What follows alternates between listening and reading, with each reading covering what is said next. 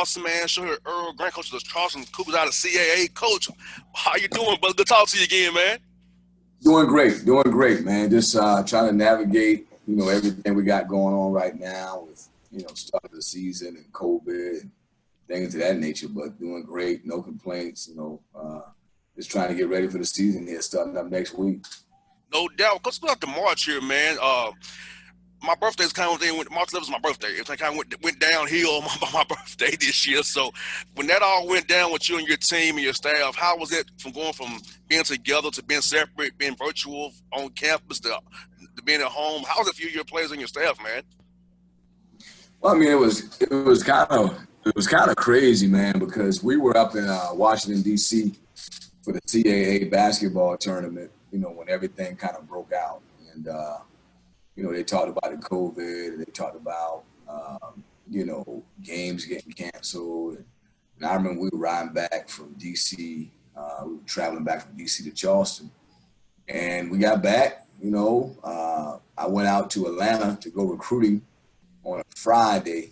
And that was the last day I was out, because when I left that kid,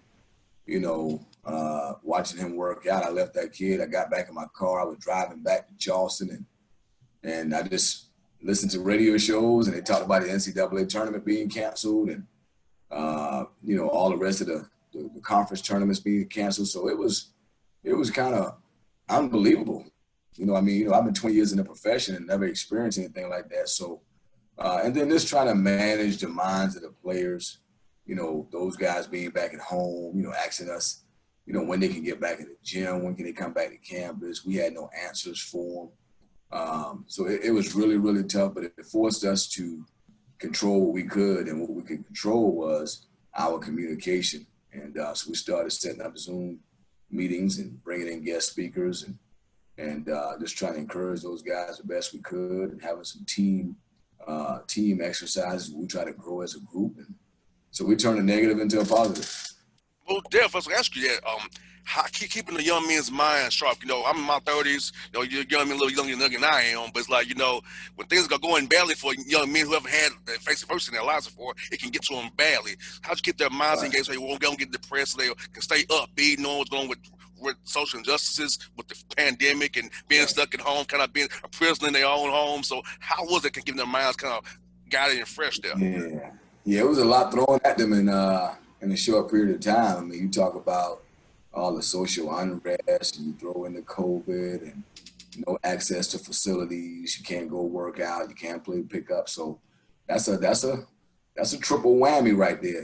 Definitely at one time. So just having conversations with those guys, trying to be intentional with our coaching staff, making sure every day or every other day there was some kind of communication with that kid and that parent, just so we knew what they were dealing with, whether they were struggles, whether they were, managing through everything. And so, again, it ended up just being a lot of communication, a lot of opportunities to bring the team together as a group through Zoom.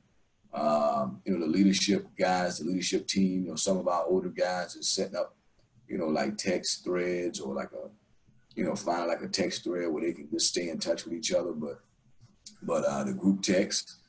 So it was very, very hard to manage, but I'm glad we got through it. I always feel like adversity is a good thing for a young man to go through if they can get to the other side of it. So, not to say that we're at the other side of all the adversity, because we still got a season to go through, but I think we have seen some tough things, and I think the guys have shown some great, toughness and perseverance and trying to get through all of that stuff.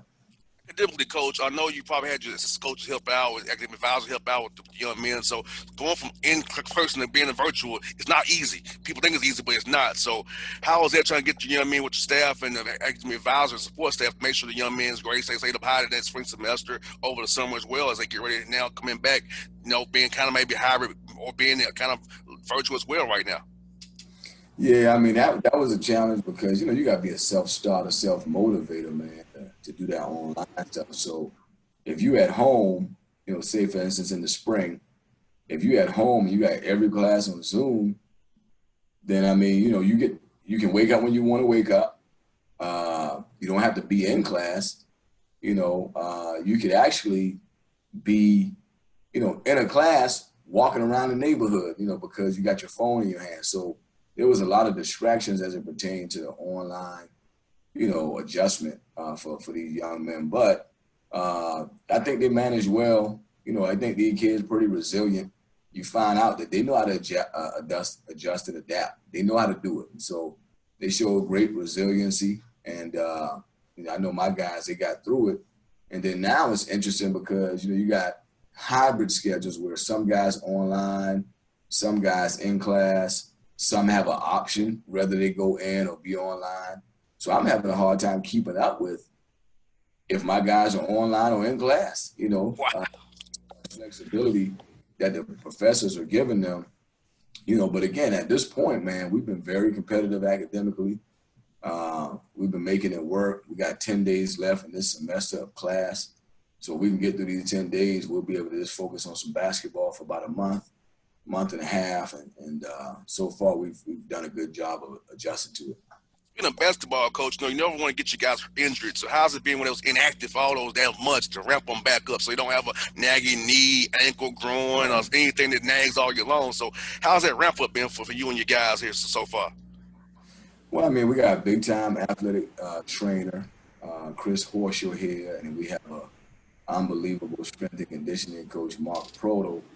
Just communicating with them, trying to come up with a plan. And what we did, was we just tried to phase them back in. When they came back, and I told my staff, I don't want to see a bunch of hardcore workouts. So when we brought them back, man, we were very patient, and we were just giving them daily vitamins every day, man. Let's get some shooting. Let's get some basic ball handling. Let's get some sprint work, but more like at 60%, so you ain't cutting and turning so hard. Just really focusing on the young man's development. And we did that for about the first, month. And then we got to another phase where we started to go, groups of two, groups of six, where we started picking up our pace a little bit, doing some 3-on-3, doing some 1-on-1. So it took a month before we really started to go bone on bone. And then, we just kept phasing it in to where we could get to 100%. But we're at practice number 24 today. We've been rocking and rolling pretty good. We've been very competitive. And so we just prayerful and hoping that, we can continue to keep this thing going in the right direction as we get ready to start up our season next week. Yeah, speaking of next week, Coach, I can only imagine them come up with rotations and getting guys minutes the right way when they haven't really exerted themselves for a long time. Those scrimmages kind of see what you got. So how's it been trying to install stuff, put in everything you want to put in and knowing you haven't saw it in scrimmages yet, as you start up next week and also knowing who you're going to play, when guys haven't been in that groove the way you want them to be all year long as basketball's become all year-round sport. Yeah. It forces you to do what you should do every year. Keep it simple, stupid. And so what happens is, at the end of the day, the game of basketball is pretty simple. So yeah. You got to defend really hard. You got to rebound, and you got to take care of the ball. Okay. So if you do them three things, you always got a chance to win. So typically we have a lot of set plays. We got a motion offense. We got some ball screen actions. Some isolations for certain players that are very capable of getting stuff done with space. So we have a lot of different things we do, but I've forced myself and my staff have kind of helped me to try to say, hey, look, let's not do what we would typically do and put so much in where we confuse these guys. And so we were fortunate. We got 6 new guys, but 3 of them are transfers. So out of the 6, you got 3 guys who've been in college basketball already, so they've been pretty savvy. So I've been able to throw some stuff at them, and they've been able to handle it. So that's been fortunate thing for us. But really, man, just trying to keep it a little more simple. The game of basketball ain't that complicated. You're trying to put the ball in the basket, and you're trying to stop them from putting it in there. So, I think that's what we had to do, and I think a lot of coaches had to try to be a little more simplistic, with the short period of time to get everything in. I think this year, coach, playing hard is going to be a determinant factor in a lot of games. Who plays harder? Who has more energy? Who's hustling harder? Right, right, Because right, this year is so different. At the end of the year, hey, you might have talent and skill, but if you just play harder that night, they might have somebody out with COVID or whatever. You can still get the win as long as you play hard and stick to your simple principles. You can win the game no matter what. right, right. Well, you're right. I mean, you're 100% right because it's going to come down to defense, toughness, and then effort. And what I mean by that is, if you go in the gym, and I think that's what happened in the NBA bubble. If you go in the gym to play a game, well, you can't depend on all the 5,000 to 7,000 fans to bring that juice to you. So you got to bring your own energy. Like you got to be. I told somebody the other day, the teams that are going to be successful are the teams that have players where they guys really love this game, man. Like Mm-hmm. playing because they desire to compete is really high. They ain't playing for no fans. They don't need the fans to kind of be there to watch them. They play because they love to compete. And so whoever can bring their own energy, and whoever got some of those self-motivated guys to get the group going, or them energetic guys to get the group going, I think they're gonna have a better opportunity to be successful. Now, coach, how is that scheduling thing going, man? Because bro, I know it was tough for you because they took away 2 weeks of scheduling, and then you got to worry about trying to schedule around rules in different states. Because I know here in Georgia, it's about like in Carolina, is same kind of similar rules, but up north is different, right? So scheduling games, how did that go? Trying to go that around COVID and knowing the rules states got different rules. I mean, yeah, scheduling was a challenge. We were able to figure it out. I mean, obviously, when they pushed the season back from November the 10th to November 25th, we'd already had, between November the 10th and 25th, we'd already had 5 or 6 games on the schedule. We would have played 6 games. So, and 3 of them was going to be in the ESPN tournament, Charleston Classic, which is take place in our building. So, when they pushed the season back, obviously that Charleston Classic no longer was going to be able to take place here. They tried to move it to Orlando and do the ESPN tournament down there in Disney. We waited around for that a little while, and that didn't work out. So we just moved on with our schedule. So we were very fortunate to, put together a very presentable schedule with 5 games at home and 2 games, on the road, with the 2 games on the road being one in Atlanta at Georgia State and the other one being in Chapel Hill at North Carolina. So other than that, we got 5 games at home, and so I think we were able to do a really good job of reshuffling the deck and making it work.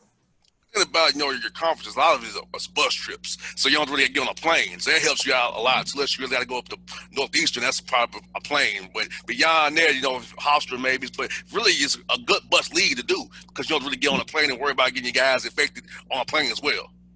Right. Yeah, I mean, we gotta be on that bus a good bit this year. Typically, man, we would charter those flights, or we would go a commercial flight to a lot of those games in the league. If you think about it, we do have 2 Virginia schools, and we have 7, 8 hours. So we would charter those flights or take a commercial flight. And then you talked about the 2 northern schools up north, New York and Boston. Those are flights as well. But we got some teams in Carolina where we can get around to on a bus. If we had to stretch it and take a bus to get to one of the Virginia schools, we can. This year with COVID, I'm more inclined to want to be on a bus this year, just with my team, my bubble, who I know tested 3 times a week. I know those guys are negative, and we'll travel together. So I'd rather spend a couple more hours on a bus to do that instead of getting on a plane all the time and being exposed with all these other different people who you don't even know if they took a COVID test at all, or if they're not healthy. For your coach, this now, how'd you kind of address what your young men about social unrest in the country? I've been African American head coach, coached a lot of young black men. So I just kind of approached them with talking about what's going on, so they can understand better, like you and I understand about the world and how to approach it, handle themselves going forward for 2020 and beyond. Right.